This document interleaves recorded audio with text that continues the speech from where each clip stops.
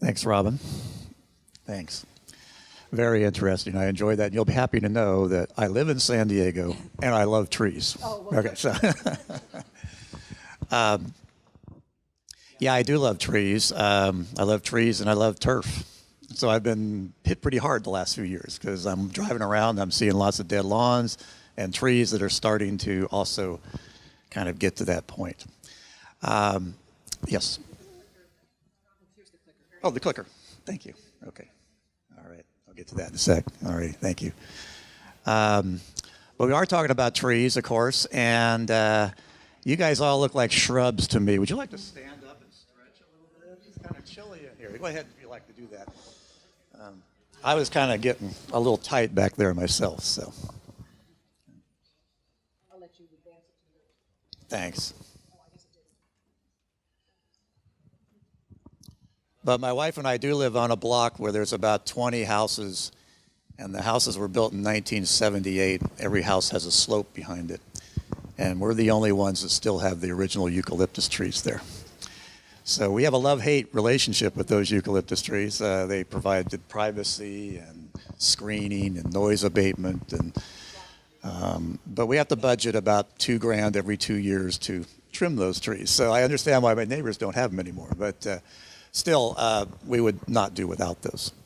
Of course, we are losing a lot of lawns, and that's okay. I'm a lawn person, but I understand we have a lot of lawns that are useless in the wrong spot, and I'm glad they're being taken out. And also, if you think about it, we can always put a lawn back in pretty easily if we decide after the drought we want it back.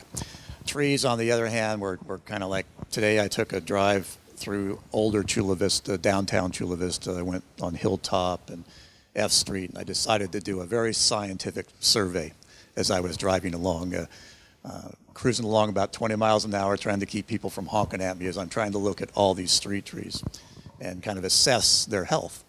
And Chula Vistas, of course, they're pretty well known for having a good palette of street trees and trying to keep them up real well. And thought maybe I'd do a little quiz for you guys, because you've driven around a little bit too. And I'll name a tree, and what I did is I kind of just gave it a rating. When I looked at all the trees on a particular block and they're all the same species, I would give it a rating. 100% if they all look good, 0% they're all dead, 50% would be, one's dead, one's healthy, or maybe they all died back by 50% or something like that. So the ones I saw, and I'll just read them off, and you can yell out and tell me how healthy you think they were. Podocarpus gracilior. Any guesses? I couldn't find a single thing wrong with those. They were doing great. And when you're driving along, what you're really seeing though is these are street trees. They're in the parkway or the parking strip, or they're just barely in the lawn. And there's no question that when you see an unhealthy one, you look down, the lawn hasn't been watered in ages. And then you see a healthy one and yeah, it looks like they've been watering. So there is some correlation there, but there's some other things going on too. But liquid amber. Yeah, 50 is pretty good. It was basically 60% healthy by my exacting scientific survey. Okay. Chinese flame tree. They're beautiful right now, actually, and there's some gorgeous ones in Chula Vista. And they were about 80% healthy. I'm seeing a little bit of tip dieback on some of them, but they were pretty darn good. California pepper tree. 100% healthy, yeah. They're glad we've turned the water off on the lawn, aren't they? Okay, so they're doing good. Southern magnolia. Yeah, they were only about 30 to 40% healthy from what I saw. And it was very, very, very critical about whether they were watering or not. You could definitely tell that. But most of the top branches were already dead all the way down to about 50% of the height of the tree. It was kind of sad to see that. Brazilian pepper. They were worse than the California pepper. They were not doing as well, right? But they were probably still 85% healthy. I think Chula Vista wants to get rid of them anyway, which would be good, and that'd be fine by me. You were mentioning earlier purple leaf plum. Yeah. It's hard to say whether they were already deciduous, but they look pretty dead to me, most of them that were there. And then finally, deodar cedar. There weren't too many of them, but the ones they saw were 90%. I had 80% down, so yeah. So, yes.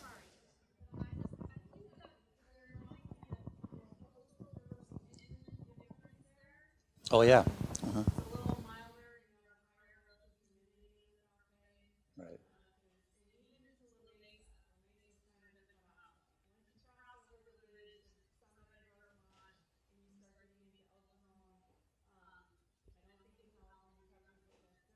Okay. Okay. Oh, yeah.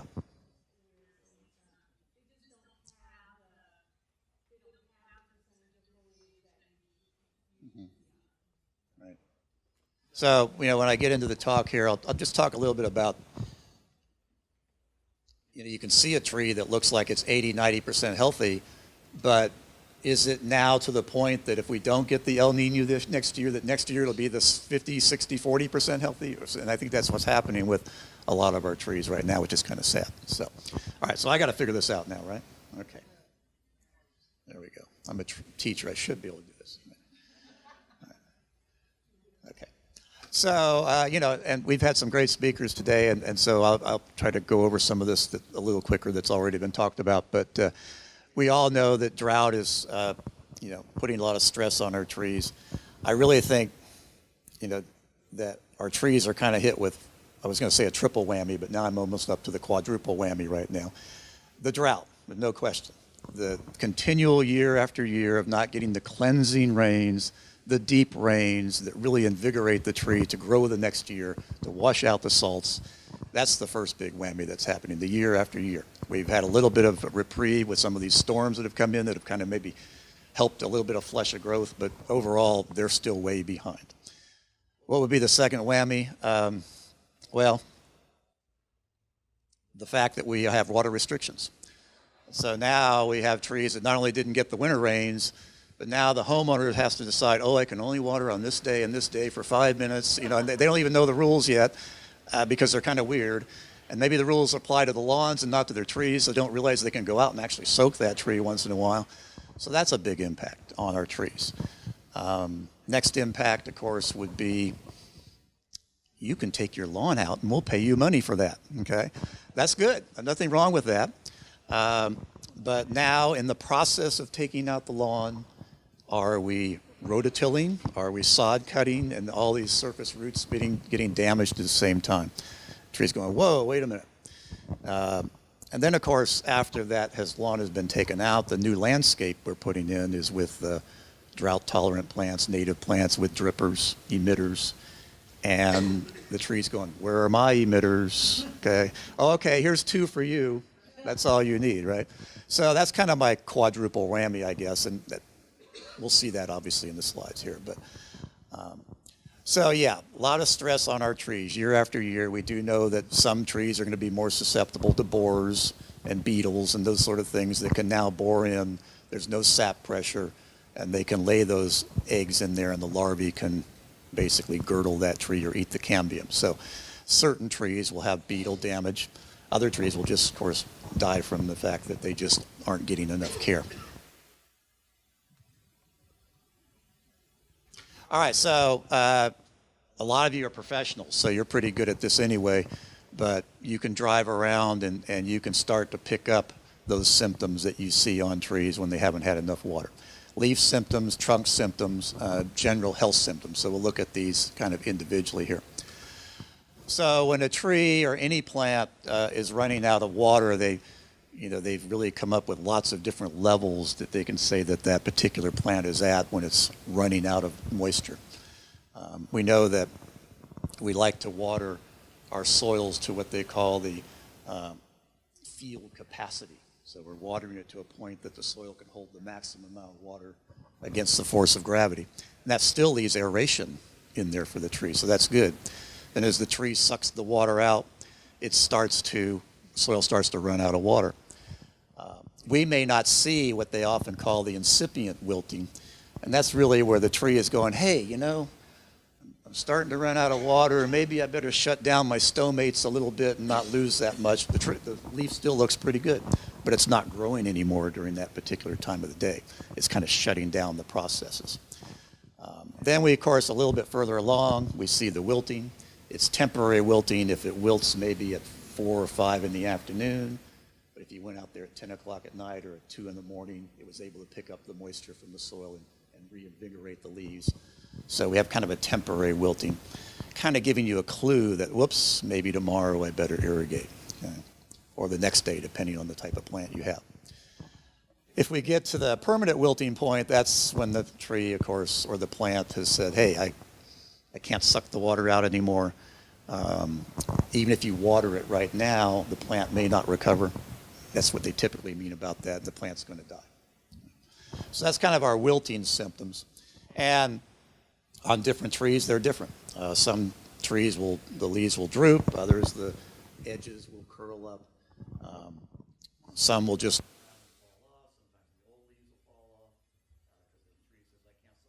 this canopy, I'm going to get rid of my oldest leaves. Lots of different little symptoms depending on the tree that you're particularly growing.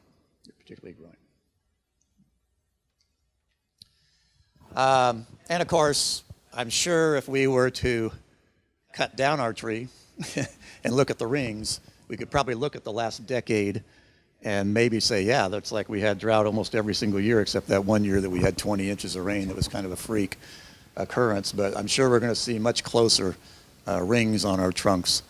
That's an obvious sign there too, that the trunk is not expanding. We're not getting that growth in the xylem and phloem to basically increase the girth of that tree. So we'd have to actually cut the tree down to see it with most of our trees, but with a palm tree, sometimes you will notice that nice and healthy growth, and all of a sudden the trunk gets real narrow like a neck, and then it gets wide again. You can sometimes trace how much rain we've had each year based on the trunk of the palm trees. I did see this a lot. In fact, actually, I took these pictures a few years ago, but this was these magnolias in Chula Vista on F Street, I believe. And, you know, they have that classic dieback coming back in here, kind of supporting the more mature leaves. The young tips have already died in this case. Okay? So when you have a tree that can't produce enough sap, enough energy to go up there and support the young leaves, they're the most sensitive. Leaves are going to fall off, the tips are going to desiccate and die. And this tree could probably be saved if all of a sudden it rained again and we had a little pruning there to help out, take out some of the dead wood. But it's kind of lost its beauty in its shape that it normally takes. Southern magnolia, of course, maybe not the best choice for our particular climate because it loves Florida, it loves deep sandy soil, it loves rainfall, the East Coast. And they can be beautiful here, but they do need the moisture, don't they? And of course, we all know about the pine trees up in the mountains and lots of other trees that just after year, not producing enough sap will not be able to keep the borers away. Nature's way of naturally thinning, but we get kind of upset when we look up there and 70 or 80% of those pine trees are gone. Yeah. Okay, so again, this is a pretty smart audience. A lot of us know how plants use water and how trees search out water, but we'll kind of take a look at that as we go along. Roots, they're not like us. I only have to walk 2 feet to get my dinner, that's where I'm going. I'm not going to walk a mile to get it. And trees are no different. If their water source is right there, that's where the roots are going to go. If the air is there and the water is there, they're going to be very happy. If you have heavy soil that many of you know, you might have moisture that goes down 2 or 3 feet, but if there's no aeration down there, the roots are not going to be searching that part out. They're going to go where there's actually air and water. That's what makes it tough for us in San Diego. Hard, compacted soils in many cases, clay soils. We can't get the water to penetrate deeply, even if we try. Slow sprinklers, run them for an hour, come back later, dig a hole. They got down that far. Whereas if we did that somewhere in Florida, the water would be very, very deep. So it's hard for us to get those deep roots penetrating like we'd like to. So they're going to grow near the surface. And I have a picture coming up that shows a tree blown over that I'll talk about in a minute. Trees and turf, they compete. Sure, they compete for the moisture and the fertilizer that you give the turf. So of course, now that we're taking the turf out, that tree has had a nice life over the 20, 30 years that there's been turf there, hasn't there? It's been fed, it's been watered, oh, it's happy. Now we just took the turf away, we took the fertilizer away, and probably a lot of the water. So all those surface roots are saying, hey, I need something here. And it's up to us now, if we're in charge of helping the homeowner convert their lawns to drought tolerant, we've got to look not here.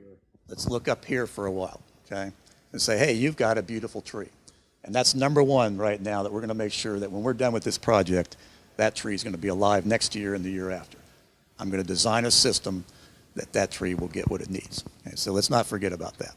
And again, I think I'm preaching to the choir, but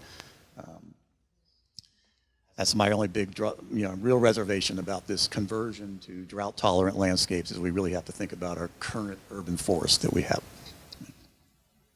Of course, we all know that there's a lot of things in our urban environment that, too, if we put a tree in a parking strip, are there going to be a lot of roots out under the asphalt road? Probably not, and that's probably why that tree blew over, too. It just, the roots went to that curb. So we often restrict their ability to grow. Or we dig a hole, with an auger, and we stick that tree in there, and that's where the roots stay, don't they? They just can't seem to penetrate the way we have planted them. So, urban situations are not the best for trees, as we know, but we have the technology to get around that. And, there's lots of slides, lots of pictures if you just look around for, typical root growth. And it varies with different trees, but this would certainly be a tree that is growing in a lawn, wouldn't it? And you might have a few roots that are going down to help to support that tree, but most of them are going to be in the top foot of soil. There might be some heavy roots, support roots that are deeper than that, but that's where most of your feeder roots are. And that, of course, is what we're really concerned about when we are going in there and removing lawns. Can we not disturb those roots? The drip line is another thing. I've always had it kind of in my mind that, I better make sure I irrigate right here and right here. But I think, too, now when we're converting, we better be thinking that we got to irrigate way out here, too, for these trees, not just under the drip line, and certainly, of course, not right by the trunk. Let's give it a little bit more room than just the drip line.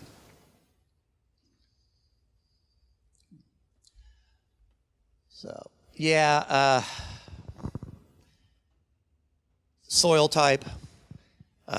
If you were lucky enough to, some of you probably visited Hunter Industries up there in San Marcos, and they have that beautiful park around their factory.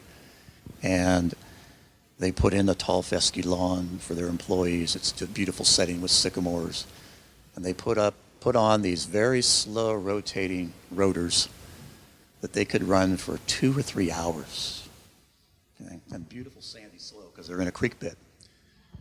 And they told us that they could turn the water off in September and not have to water that turf for 14 to 20 days because they had established extremely deep turf grass roots. Boy, wouldn't we love that here? Our roots in turf are about that deep, aren't they? Same thing with our soil, our trees. They have the same difficulty in getting down there. So soil type is real important. Just because you have a sand, though, doesn't mean you have deep soil. Sandy layers, sands can sometimes make cemented layers, so you may have that problem too. So it's not a given that a sandy soil will be deep.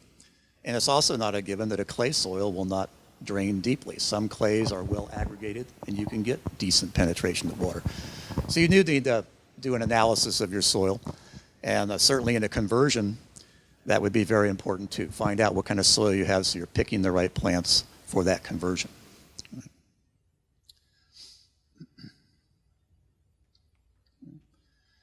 So, again, just another slide that shows what things we know already. The small plants don't have to go very deep, 3, 4 inches. Some of our annuals and perennials may only go that deep. Trees a little bit deeper, hopefully. It'd be nice if we had tree roots going down 3 feet, but not always. So, we're aware of that and looking up the tree and also trying to figure out, is this tree known for deep roots or shallow roots in the selection process? Even trees that are known for deeper roots, I have many times in San Diego, where do we find the roots? Very shallow. So you can do the research, You can do the preparation of the hole, do everything you can, but you may not always have success on the depth of the roots. Okay, well, again, here's my tree growing over, or blowing over. And again, you can see it is kind of near a street. This was Hurricane Ivan in Pensacola. What surprised me was when I went back there to help my family, was that this tree was just a really large oak tree that in Florida, and I've dug holes in this area, and it's just pure sand until you go down and hit the groundwater. So just the most beautiful draining sand in the world, no layers. This tree blew over, and you could not find a single deep root underneath there. It was just all underneath the, I think that was St. Augustine sod there. So there was just not strong enough roots to, well, of course, obviously the winds were quite high, but it still kind of surprised me that that would blow over. And some more right there, some different kinds of trees, but they did the same exact thing. And of course, what you saw here was the trees closest to the road blew over, probably for a couple reasons. They were next to a sidewalk, so the roots probably didn't go far enough to hold it. But also, there was no cover for these trees. The trees further in that had a little bit of cover from the other trees managed to hold up better. And of course, we have the challenge with the fact that if we are introducing natives, a lot of natives have kind of they're obviously used to getting their water in the winter. They don't like water so much in the summer. And then maybe we mix in some other plants in that new landscape that maybe is the opposite, the non-natives, that, you know, their demand when it gets hotter is they want more water. The natives want a little less water, don't they? So that could be a circuiting problem, something you may have to think about in your drip systems, that maybe, oh, okay, I'm mixing them, but maybe I want to circuit them a little bit differently for the irrigation, which you could do, obviously, in a drip situation. So another little challenge when you are designing those lawn replacement type landscapes. And also, of course, if you have a tree that's maybe a little bit more of a native tree versus one of the deciduous trees that we bring from back east that seems to transpire 200 gallons of water a day or something like that. So just be aware you have totally different demands on trees that are more native to California versus around the country. Okay, so since most trees are really going to have a lot of their roots in the top 6 inches, 12 inches of soil, we really have to be aware of not changing the existing grade when we're going in and re-landscaping for taking out the turf. That's especially true to the drip line. As you get a little further away, you have a little more leeway. But again, I still wouldn't be content with, you know, now maybe I'm 10, 15 feet from the drip line. I'm going to bring it up 3 feet.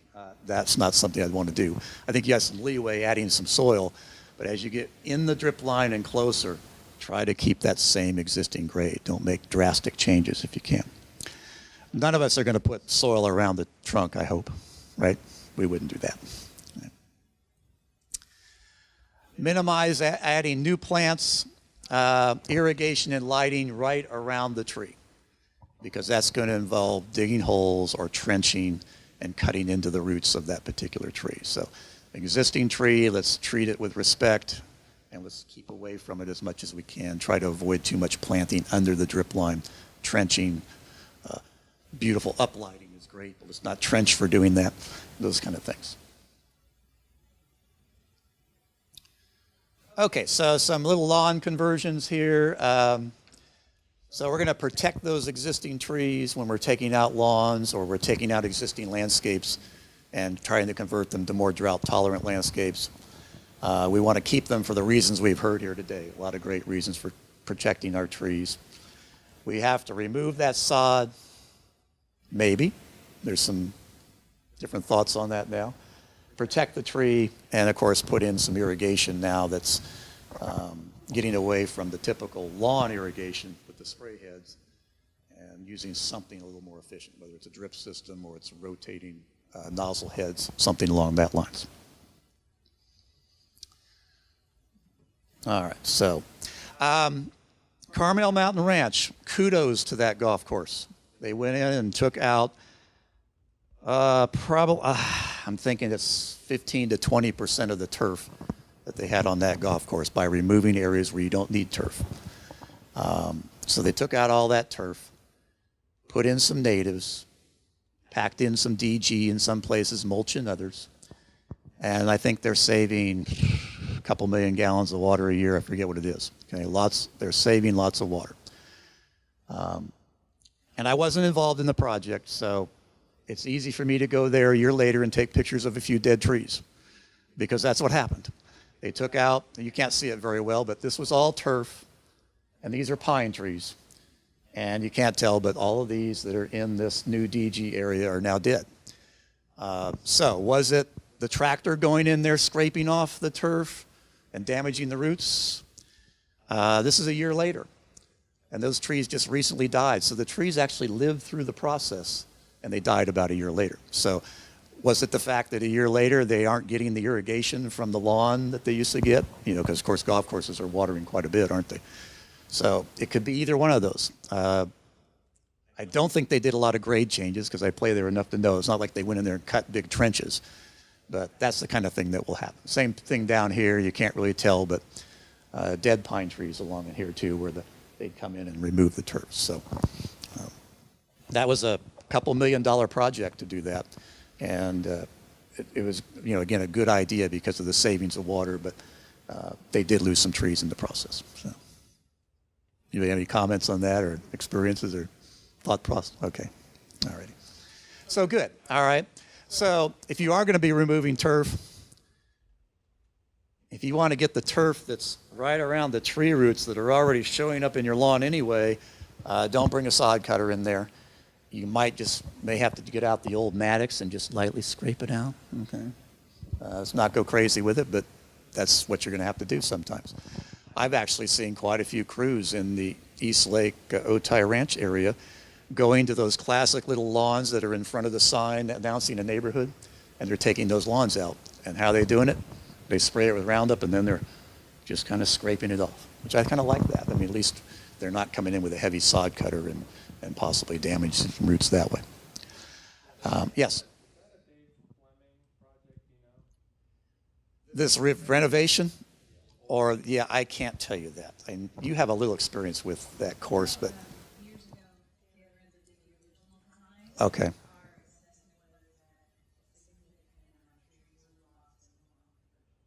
Okay, yeah.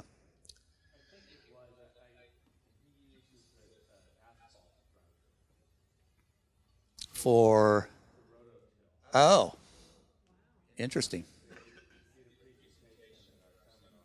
Asphalt grinder. Okay. So you put that on a big tractor and blah, blah, blah, blah, or what?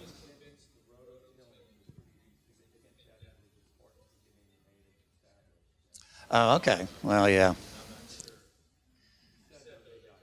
Well, yeah, the only recourse then would have been to stay way away from the drip line, but yeah, that's hard. Yeah.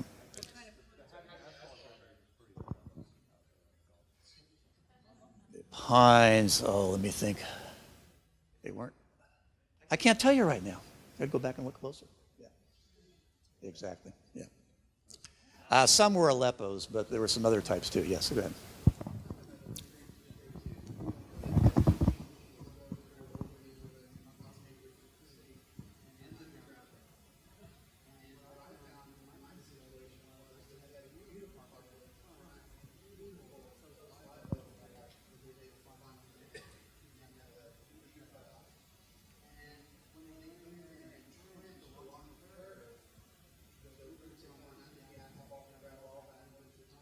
Okay. Uh-huh. Oh, yeah. That half of the tree died. Hmm. Yeah.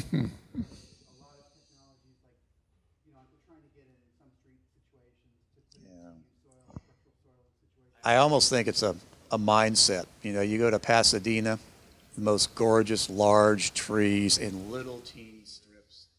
They tolerate the fact that they have to patch sidewalks, patch curves, because they love their trees. And, you know, in our case, it's no, we better cut those roots, you know, because they're going to get into our street. Well, yeah, yeah. Hmm. Right. Oh, yeah, you're, Yeah, we have a few slides here in a second, but go ahead. Technology and utilities know about it and they can use it. Where instead of cutting a trench, they dig a tunnel and then go under the roots. Because remember, Bill said they're only in that top 12 Right. inches. They're going to underground deeper than that. So it's totally possible to do it. It's just whether the utility will do that or not. Of course, whether or not you want to use a chemical or not, like Roundup, is kind of up to you. But you do have to be extremely careful in spraying your lawn that you don't have sucker shoots coming up, volunteers, those sort of things that will take that Roundup into the system. Yes, sir. Well, that's again, and you'll see here in a minute, there's kind of a kill it, plant in it, and just let it mulch down. Mulch over it, exactly. You are, of course, going to have to follow up. There's no question that killing's not going to work. You're going to get some Bermuda or some Kikuya, and you have to come back and hit those. But nut sedge, okay. Everybody's going to have their own little. But if you think about it, though, a lot of times when you strip sod, all of a sudden weed seeds come up of all things that wouldn't come up before. So especially if you rototill, that'll all sometimes do that.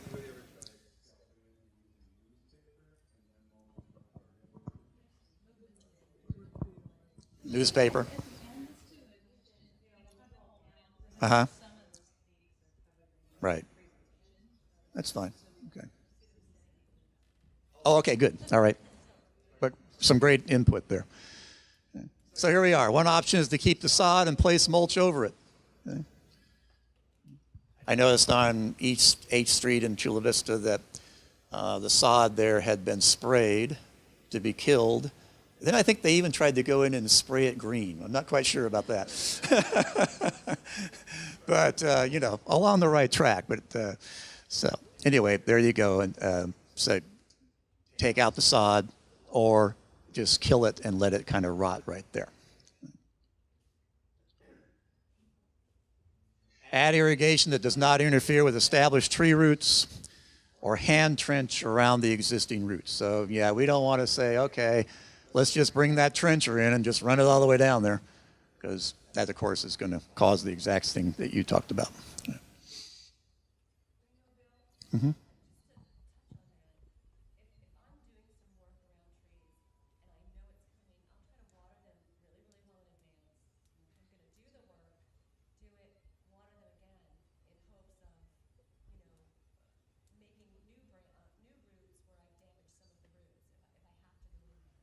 Mm-hmm.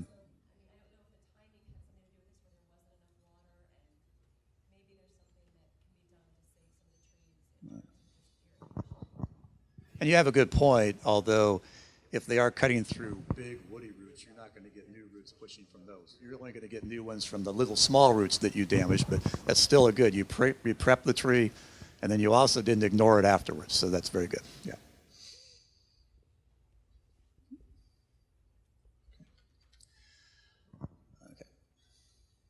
So, yeah, the tree's been in luxury for years. It's been watered 2 or 3 times a week for the lawn, or even if it's next to the lawn, it's probably got roots out in the lawn. So you just can't all say, all right, it's time to start the project. We'll strip the sod, and when are we going to do the next step? Oh, about a month from now, we're coming in with the irrigation, and, the tree's just sitting there. So you need to say, okay, I'm going to soak it first, good idea, but now I have to think, how am I going to water this once a week or whatever we think it needs? And not just stand there and then walk off. You have to figure out a way to get it to soak in around that drip line or a little bit further. So do the entire spot. And if it's a big project, I know this happens in industry where they are doing a large renovation and they've got existing trees. One of the first steps is install a temporary irrigation system with soaker hoses that goes around every single tree on a time clock. This is going to get watered the entire time this project is being put in. We value our trees in this case. This is not what we want, if you can see it. But, we got the little drippers for these new plants with the mulch. Okay, great. This is, perfect. But now we just have this one little loop around here with a few emitters. And just think of the size of this tree up here. I don't care, that this is a half-gallon emitter per hour and this is a 2. Okay, that should do it. I put 2-gallon per hour emitters there. That ain't going to do it. Okay, it's not even going to come close. So we got to design for the trees separately. Now they do show lawn further out there in this picture, and I'm sure that tree is getting some water from that, but you kind of get the drift. Our trees need to be circuited on different valves than the rest of the plants, for sure. So irrigation techniques for stabilizing trees under severe drought conditions, new trees versus existing trees. Again, you can't see this too well, but in this case, they made sure that in putting in this irrigation system with various valves, that one valve was definitely dedicated to the trees, depending on how you're going to water them. And we can argue about that all day long, whether it's bubblers or bubblers buried down in the ground or whatever. Question?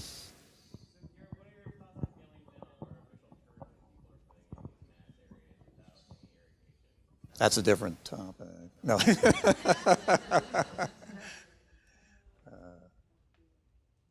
No, I was at the curriculum meeting yesterday for my college, and the topic of turf came up, and one of the ladies on the committee who teaches English, she said, well, don't you teach your students about artificial turf? And I said, we do, with great disdain. And that's basically about it. You do have to teach people about artificial turf because it has become part of the maintenance practices, but no. Totally different seminar, right, on that, yes. No, I hate it. I really do. Okay. All right. Yeah, so, I like this system for the most part. If this is an established tree and we just ripped out all the turf, these rings, with the dedicated little holes every 12 inches or whatever, I just forgot the name of that stuff. Inline dripper, but there's also Netafin. Yeah, okay. I probably shouldn't say that. Now, I can't see the crown up here. So I don't know. This ring could be too close. Okay, I'd like to maybe have these guys, and also I want to be able to expand it if I have to. Okay, for the future. Okay? So it's not a bad system, but we don't have all the details in that picture. I don't like one dripper here and one dripper here for trees. This is a little better, but it still may not be enough. They tell you in drip guides that you should irrigate at least 60% of the root zone when you put drippers in. That may or may not be enough, but just make sure they definitely are out there, okay, and you keep adding to them. There's calculations, of course. You can calculate how much water a tree uses per day. All that stuff is available. Then you can look at your emitters and see if they're really providing that. That's really important. A lot of orchards, when they were first planted, this is the line of your orchard. They would put a dripper right here and here. Makes sense, doesn't it? Just nice in line. You can have your little pipeline right underneath here so you don't catch it with the tractor. So all your rows of trees, and those trees grew up, and the first time they had a big windstorm, they blew over that way, didn't they? Because all the roots were on the side. So you got to have around the tree. I think we know that, but it's easy to make those mistakes.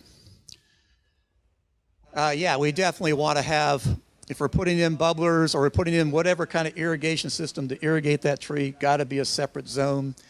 They have technology now where you can blast the soil out with compressed air, which hopefully will not damage the roots. And then you can snake the pipe in there. So if you got to get a pipe next to a tree, pretty close to it, you might look into that technology where you can get a couple feet from the trunk. I would recommend that never be a constant pressure pipe. Okay, that can be a pipe after the valve, but I would not want to have a constant pressure pipe that close because it's going to get broken in a few years, maybe by the tree roots. So air spade or hand excavation. But hand excavation, you're still going to catch your crew out there sometimes. Whoops, what are you doing with that axe? So take that away from them. This is almost the same picture. In fact, I kind of wonder, because here's a bigger tree right here now. It's almost the same landscape. But yeah, we definitely don't need that ring, do we? Okay, so let's get rid of that one. I can't even see the other. Oh yeah, this is a palm tree, and right near the base we have a bunch of emitters for that palm tree. Now the palm tree, of course, we may only have to go 3 or 4 or 5 feet away and put the ring out here for the palm tree, but I certainly don't want it, right in that location. They probably put it there to irrigate those succulents or whatever that is there, but okay. Yeah, that's kind of cute, but I don't think I like it much. Okay. Again, during construction, do whatever you can to water the tree to get it through that period until you get that new system in. Whether it be this water bag technology here, here's the soaker hose. You can do it's just arbitrarily laid around here, but I like it. It's going to come on, let it soak in. Smaller trees, you could fill up a bucket with water and drill a hole in it and let the water percolate down in there. Lots of different little ideas just to keep the tree alive while you're doing the process. Okay, so that's me.